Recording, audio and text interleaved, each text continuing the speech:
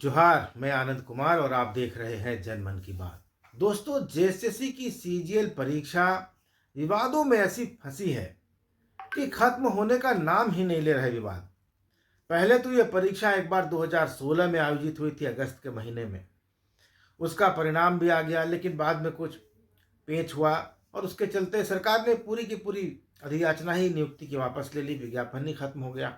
तो जो उम्मीदवार पास हुए थे वो पास होकर भी वहीं आ गए जहां उन्होंने शुरुआत की थी। 2016 से लेकर 2024 के बीच का जो 8 साल का अंतराल था, लगातार कई बार परीक्षा की घोषणा हुई, तारीख निकली, कभी नियोजन नीति की वजह से, कभी हाईकोर्ट के फैसले की वजह से, किसी न किसी वजह से यह परीक्षा टलती गई। आखिरकार ये परीक्षा पहली बार हुई 2016 के बाद 2024 के जनवरी महीने में। परीक्षा 3 पालियों में होनी थी और दूसरी पाली की परीक्षा खत्म होते होते ये चर्चा पूरे झारखंड में फैल गई, सबूतों के साथ, कि पर्चा लीक हो गया था। व्हाट्सएप पर पर्चे घूमने लगे, प्रश्न घूमने लगे, उनके आंसर घूमने लगे और उसके बाद ये परीक्षा रद्द कर दी गई। सरकार ने एक एसआईटी बनाई, स्पेशल इन्वेस्टिगेशन टीम। उसको जांच का जिम्मा दिया गया। कुछ लोग पकड़े भी गए और अब एसआईटी की रिपोर्ट छापी है दैनिक भास्कर अखबार ने, और ये रिपोर्ट कहती है कि जो पेपर लीक हुआ था उसमें जो परीक्षा लेने वाली एजेंसी थी उसके साथ साथ जेएसएससी भी कम दोषी नहीं है। इस पर चर्चा अभी करेंगे हम लोग, लेकिन उसके बाद जेएसएससी सीजीएल की जो परीक्षा हुई 2024 के सितंबर महीने में 2 दिन ये परीक्षा हुई थी, उसमें भी पेपर लीक के आरोप लगे। उसका रिजल्ट निकल गया है, लेकिन आंदोलन खत्म नहीं हो रहा है। अभ्यर्थियों की मांग है कि परीक्षा को रद्द किया जाए, इसकी सीबीआई जांच कराई जाए और अब कोर्ट ने भी इस मामले पर एफआईआर दर्ज करके जांच करने का आदेश दिया है। कोर्ट ने साथ ही जेएसएससी सीजीएल 2023 के परीक्षा फल के प्रकाशन पर भी रोक लगा दी है। हालांकि जो परीक्षा का जो परिणाम था वो निकल गया है, डॉक्यूमेंट वेरिफिकेशन हो रहा है और डॉक्यूमेंट वेरिफिकेशन के बाद अंतिम मेरिट लिस्ट निकाली जानी है। लेकिन कोर्ट ने अभी कहा है कि अगली सुनवाई जो कि जनवरी के महीने में होनी है, 22 जनवरी को, तब तक आप रिजल्ट अंतिम न निकालें, डॉक्यूमेंट वेरिफिकेशन आप कर सकते हैं। लेकिन इस मामले में कोर्ट ने एफआईआर दर्ज करके भी जांच करने का आदेश दिया है और अब होम डिपार्टमेंट ने रांची पुलिस को इस मामले में एफआईआर दर्ज करने का आदेश दिया है। और जब एफआईआर दर्ज हो जाएगा उसके बाद सीआईडी यानी क्राइम इन्वेस्टिगेशन डिपार्टमेंट इस मामले को टेक ओवर करेगा और जांच करेगा। यानी जेएसएससी सीजीएल की परीक्षा पर से आरोपों का साया हट नहीं रहा है। जो परीक्षा हो गई, जिसका रिजल्ट निकल गया, जिसका डॉक्यूमेंट वेरिफिकेशन हो गया, वो भी अभी तक जांच के दायरे में ही है। एफआईआर हो रहा है, मामला हाईकोर्ट में है। हाईकोर्ट में अपील की गई है कि इस परीक्षा को भी रद्द किया जाए, इसकी सीबीआई से जांच कराई जाए। पेपर लीक के आरोप इस पर भी लग रहे हैं। लेकिन जो पहली परीक्षा हुई 28 जनवरी 2024 को, उसमें एसआईटी की रिपोर्ट क्या कहती है मैं आपको बताता हूं। दैनिक भास्कर की रिपोर्ट कहती है कि जेएसएससी सीजीएल 2023 के पेपर लीक मामले में बड़ा खुलासा हुआ है। रांची पुलिस की एसआईटी ने कोर्ट को सौंपी रिपोर्ट में पेपर लीक के लिए परीक्षा एजेंसी सतवत इन्फोसोल प्राइवेट लिमिटेड और झारखंड कर्मचारी चयन आयोग यानी जेएसएससी को जिम्मेदार ठहराया है और लापरवाही इसमें बताई है। रिपोर्ट में कहा गया है कि छापे खाने यानी प्रिंटिंग प्रेस से लेकर रांची ट्रेजरी तक में पेपर रखने में भारी सुरक्षा चूक हुई। ट्रक से पेपर उतारकर ट्रेजरी में रखने के दौरान कई कर्मचारियों और मजदूरों को लगाया गया और सभी लोग मोबाइल लेकर ट्रेजरी के अंदर गए, जहां सीसीटीवी कैमरे भी नहीं लगे हुए थे। और दैनिक भास्कर ने कहा है कि उसके पास जो एसआईटी की जांच रिपोर्ट है उसके अनुसार पेपर लीक के पीछे कई तरह की गड़बड़ियां जिम्मेदार हैं। लापरवाही किस लेवल पर हुई उसका खुलासा करते हुए अखबार लिखता है कि दरअसल पेपर तैयार करने की जिम्मेदारी सतवत इन्फोसोल के जिम्मे थी। पूरा काम एजेंसी के क्लाइंट रिलेशनशिप मैनेजर तन्मय कुमार दास की देखरेख में हुआ। पेपर चेन्नई और रांची के शिक्षकों ने तैयार किया। पंच परगनिया भाषा का एक पेपर रांची विमेंस कॉलेज की सहायक प्रोफेसर सविता कुमारी मुंडा ने सेट किया था और सविता कुमारी मुंडा के पति एंथोनी मुंडा ने पेपर सेट करने में उनका सहयोग किया। और दिलचस्प बात यह है कि एंथोनी मुंडा खुद सीजीएल की परीक्षा दे रहे थे। यानी जिस परीक्षा का प्रश्न पत्र पत्नी सेट कर रही थी, उस परीक्षा में उनके पति परीक्षार्थी थे। लेकिन सविता ने यह बात जेएसएससी से छिपाई, परीक्षा लेने वाली एजेंसी से भी छिपाई कि उनके पति खुद परीक्षार्थी हैं। सविता 2018 के जनवरी महीने से अनुबंध पर रांची यूनिवर्सिटी के विमेंस कॉलेज में पढ़ा रही हैं। 28 जनवरी को पश्चिमी सिंहभूम के लुपुंगुटू स्थित सेंट जेवियर्स स्कूल में उनके पति एंथनी परीक्षा में बैठे थे, लेकिन पेपर लीक होने की वजह से इस परीक्षा को रद्द कर दिया गया था। और एक मामला है, नागपुरी भाषा का पेपर खूंटी के बिरसा कॉलेज में अनुबंध पर कार्यरत सहायक प्रोफेसर अंजुलता कुमार ने तैयार किया था। उन्होंने एसआईटी को बताया कि तन्मय ने नवंबर 2023 में नागपुरी भाषा के 3 सेट में 100 प्रश्न यानी क्वेश्चन तैयार करने के लिए कहा था। उन्होंने जब इस संबंध में कोई चिट्ठी मांगी तो उन्होंने चिट्ठी देने से इनकार कर दिया और व्हाट्सएप पर सिलेबस भेज दिया। अंजुलता का कहना है कि 1 महीने बाद उन्होंने पेपर तैयार करके तन्मय को एक लिफाफे में बंद करके दे दिया। अब उस पर न कोई सील थी, न कोई सिग्नेचर थे। कुछ दिन बाद तन्मय ने उनको पेपर्स भेजे और इसमें कुछ करेक्शन करने के लिए कहा। 28 जनवरी को परीक्षा में जो पेपर आया था मुंडाली का, उसमें अधिकतर सवाल अंजुलता जी के तैयार किए हुए थे। उधर सविता मुंडा, जिन्होंने पंचपरगनिया का पेपर सेट किया था, उन्होंने कहा कि वे पीएचडी करने के दौरान पहली बार तन्मय से मिली थी। सितंबर 2022 में तन्मय ने उनको फ़ोन किया और 1 महीने में 3 सेट में क्वेश्चन पेपर तैयार करने के लिए कहा। सिलेबस उनको व्हाट्सएप पर भेजा गया और इसमें उन्होंने पति की मदद ली। पति के लैपटॉप पर ही पेपर तैयार किया गया और इसका प्रिंट आउट तन्मय को दिया गया, जबकि ओरिजिनल कॉपी लैपटॉप में रह गई। 1 महीने बाद तन्मय ने फिर 3 सेट में क्वेश्चन पेपर सेट करने के लिए कहा और जब पेपर तैयार हो गया तो सविता के पति एंथनी मुंडा लैपटॉप लेकर बस स्टैंड पहुंचे। वहां तन्मय ने पेन ड्राइव में पेपर को कॉपी कर लिया और मूल जो क्वेश्चन पेपर था उसको लैपटॉप में ही छोड़ दिया। पेपर सेट करने के लिए कोई लिखित एग्रीमेंट नहीं हुआ था, बस फोन पर बात हुई थी। पुलिस ने सतवत इन्फोसोल के नेटवर्क कोऑर्डिनेटर ए अरविंद से पेपर की छपाई के दौरान का सीसीटीवी फुटेज मांगा तो उन्होंने बताया कि डीवीआर में सिर्फ 15 दिन की रिकॉर्डिंग रहती है और पहले की फुटेज नहीं है।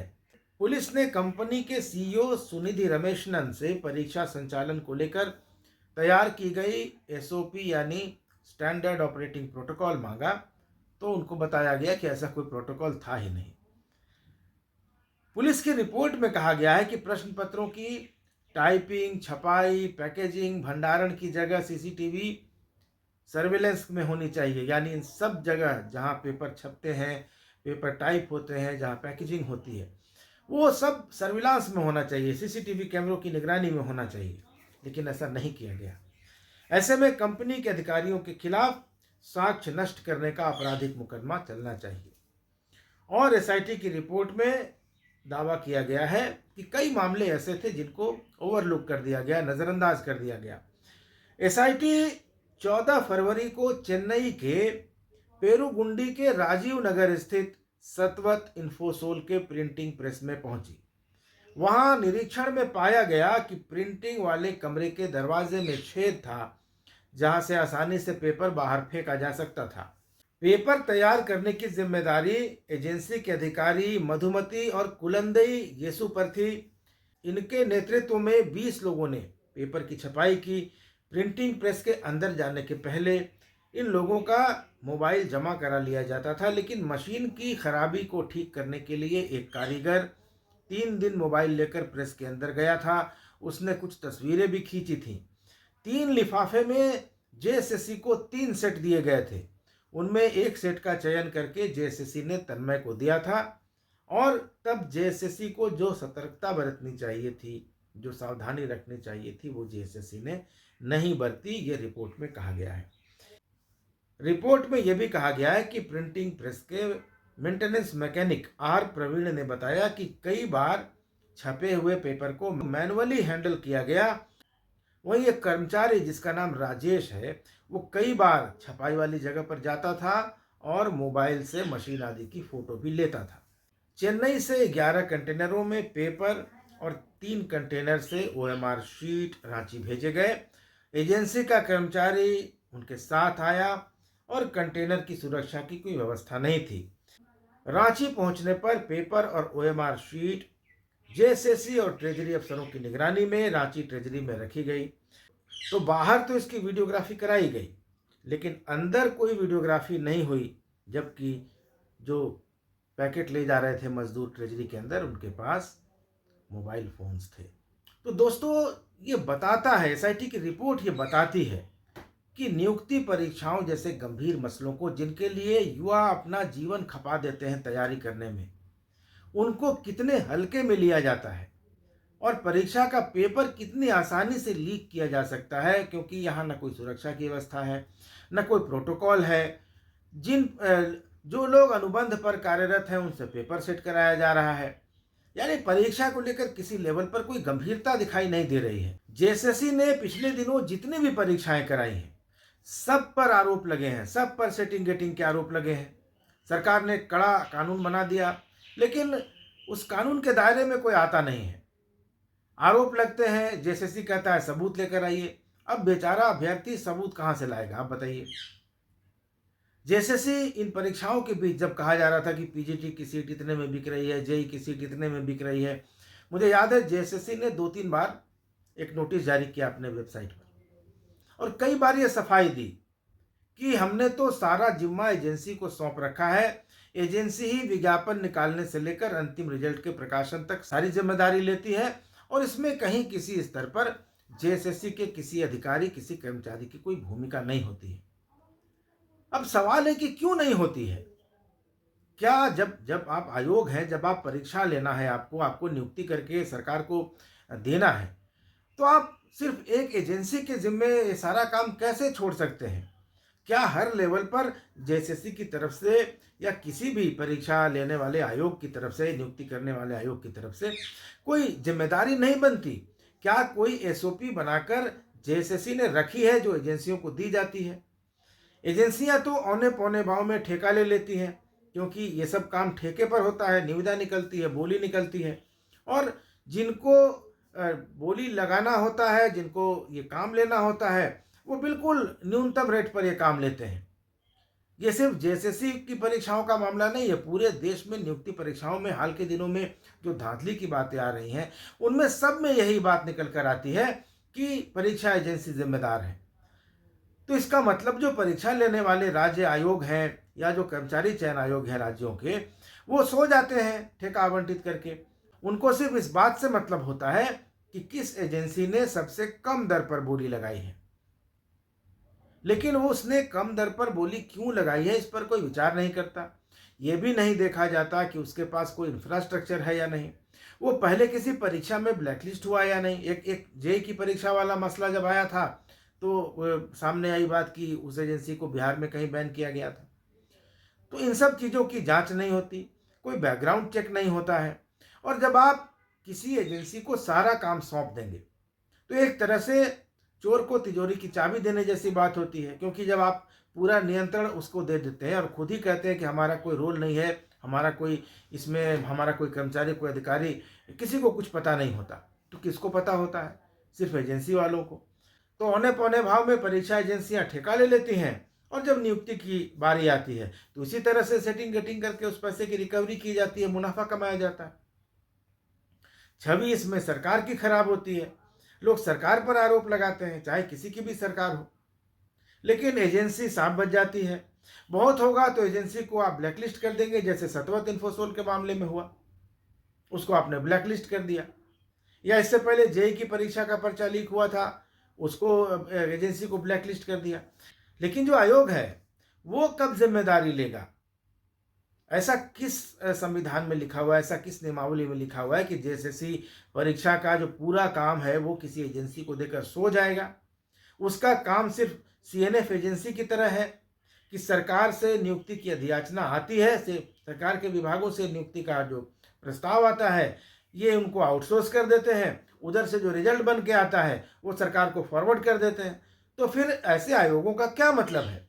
तो सरकार के विभाग ही क्यों ना परीक्षा करा लें। इतना बड़ा आयोग बनाने का, इतना सरकारी अमला रखने का क्या मतलब है। जब एजेंसी के जिम्मे ही परीक्षा करानी है तो सरकार के जिस विभाग की रिक्ति होगी वो अपनी परीक्षा करा लेगा, इतना लफड़ा ही नहीं रहेगा। आयोग रखने का क्या मतलब, जब आयोग खुद ही कह देता है कि हमें कोई कुछ पता नहीं है, हमारे किसी कर्मचारी अधिकारी को कोई जानकारी नहीं कि परीक्षा कैसे हो रही है, क्वेश्चन पेपर कौन सेट कर रहा है, तो फिर चूक तो होगी। क्योंकि एजेंसी को मुनाफा कमाना है, वो एक व्यापारिक संस्था है, वो एक फर्म है। परीक्षा की शुचिता का, परीक्षा की स्वच्छता का, परीक्षा फ्री फेयर हो और उसमें काबिल और योग्य लोग चुनकर आए, ये देखना तो झारखंड कर्मचारी चयन आयोग की जिम्मेदारी है। या ग्रुप बी के पद की बहाली है तो झारखंड लोक सेवा आयोग को देखना है। तो किसी एजेंसी के जिम्मे सारा काम डाल देना और बाद में ये मामला कोर्ट जाता है, फिर कोर्ट जांच का आदेश देता है, फिर एक बार जांच शुरू होती है, इन सब में लंबा समय लगता है। तब तक जिनको नौकरी मिल जाती है उनके नौकरी के कुछ साल निकल जाते हैं, जैसे जेपीएससी वाले मामले में हो रहा है अभी। तो अयोग्य लोग नौकरी करने लगते हैं, योग्य बेचारे छट जाते हैं, फ्रस्ट्रेशन के शिकार हो जाते हैं, मानसिक रूप से बीमार हो जाते हैं, एंजाइटी डिप्रेशन हो जाता है उनको। तो मुझे लगता है कि या तो सरकार जेसीसी की ओवरऑलिंग कर दे पूरी तरह से, या जेसीसी कुछ अपना एसओपी डेवलप करे जिसमें जेसीसी की भी जिम्मेदारी रहे, एजेंसी की भी जिम्मेदारी रहे। पूरा का पूरा जो जिम्मा है वो एजेंसी को न सौंप दिया जाए, क्योंकि जहाँ जहाँ पूरा जिम्मा एजेंसियों को सौंपा गया है, चाहे वो झारखंड हो, चाहे देश का कोई राज्य हो, कोई हिस्सा हो, या कोई पीएसयू हो, चाहे वो राज्य सरकार की हो, चाहे वो केंद्र सरकार की हो, व्यापक धांधली होती है। क्योंकि ये एजेंसी की आड़ में जो आयोग है वो बच जाता है कि हमने तो कुछ किया नहीं, सारा ठीक रहा, एजेंसी पर फोड़ दिया जाता है। एजेंसी ब्लैकलिस्ट हो जाती है, लेकिन उसने तो अपनी कमाई कर ली, तो इसका नुकसान किसको हुआ? उस बच्चे को जिसने तैयारी की, जिसने जीवन के बहुमूल्य साल लगा दिए किसी खास परीक्षा की तैयारी में, और वो नहीं चुना गया इसलिए क्योंकि सीटें बेच दी गई पैसों में, तो नुकसान तो उसका हुआ, बाकी तो किसी को कोई नुकसान नहीं हुआ। इसलिए इन बातों को कोई सीरियसली लेता नहीं है। लेकिन मुझे लगता है कि अभी समय आ गया है कि परीक्षा लेने वाले आयोगों की भी जिम्मेदारी तय की जाए कि अगर कोई पर्चा लीक होता है तो उसमें एजेंसी जितनी दोषी होगी, आयोग भी उतना ही दोषी होगा। और परीक्षा का पेपर कौन सेट करेंगे उसके लिए एक पैमाना तय कर दिया जाए कि एसोसिएट प्रोफेसर या उसके ऊपर के लोग क्वेश्चन पेपर तय करेंगे। तो घंटी आधारित टीचरों से सेट करा लिया जाता है, कॉन्ट्रैक्ट टीचरों से करा लिया जाता है। तो ऐसे अब नहीं चलेगा। देखिए झारखंड भी अब जागृत हो गया है। लड़के जिस तरह से आंदोलन पर है सीजीएल की इस परीक्षा को लेकर, जिसका रिजल्ट निकल गया है, जिस पर कोर्ट ने भी रोक लगाई है अंतिम रिजल्ट के प्रकाशन पर, तो अब जिस तरह से जागरूक होगी जनता, लोग तो खोज कर निकाल लेते हैं, आप जितना भी डिनाई करें, लेकिन लोग खोज कर निकाल लेते हैं। सबूत भले निकल ना पाए पूरी तरह से, क्योंकि लड़के हैं, कोई डिटेक्टिव नहीं है, बेचारे परीक्षा की तैयारी करते हैं। तो सरकार को भी एक एसओपी बनाकर देनी चाहिए आयोगों को, और आयोगों को भी एक एसओपी बनानी चाहिए कि परीक्षा के हर स्तर पर जेएसएससी और एजेंसी मिलकर ऐसी निगरानी रखेंगे कि कोई पर्चा लीक ना हो। अलग अलग 3 सेट जो बनते हैं, 3 अलग अलग शिक्षकों से सेट कराए जाएं, और शिक्षकों की योग्यता का पैमाना जेएसएससी खुद तय करे, न कि एजेंसी तय करे। अभी देखते हैं किसी गाइड से उठाकर क्वेश्चन डाल दिए जाते हैं। चेन्नई का आदमी झारखंड के लिए क्वेश्चन सेट कर रहा है, जिसको झारखंड के बारे में कुछ पता नहीं है, तो वो क्या करेगा? किसी गाइड से उठाएगा और पन्ना का पन्ना क्वेश्चन का क्वेश्चन रिपीट मार देता है। तो इन सब चीज़ों पर ध्यान देने की ज़रूरत है। तो मुझे लगता है कि एक बार सरकार को इस पर सोचना चाहिए, और लोक सेवा आयोग और कर्मचारी चयन आयोग दोनों की ओवरहॉलिंग करने की ज़रूरत है। जेपीएससी है, 4 महीने हो गए, आज ही के दिन 4 महीने हो गए, अध्यक्ष आज तक नहीं है। सरकार के स्तर पर कोई हलचल सुनाई नहीं दे रही है। तो ऐसे में परीक्षार्थी, युवा फ्रस्ट्रेट नहीं होंगे तो क्या होंगे, और ऐसे में सवाल नहीं उठेंगे तो क्या उठेगा? और इन जो भी सवाल उठते हैं, चाहे गलती अधिकारी की हो, चाहे आयोग की हो, बदनामी सरकार की होती है, क्योंकि सीधे सीधे बात सरकार पर जाती है। क्योंकि आयोग का अध्यक्ष जेपीएससी की अगर बात करें तो सरकार को नियुक्त करना है, जेएसएससी का अध्यक्ष सरकार को नियुक्त करना है, वहाँ अपने एक प्रभारी अध्यक्ष नियुक्त करके रखा है।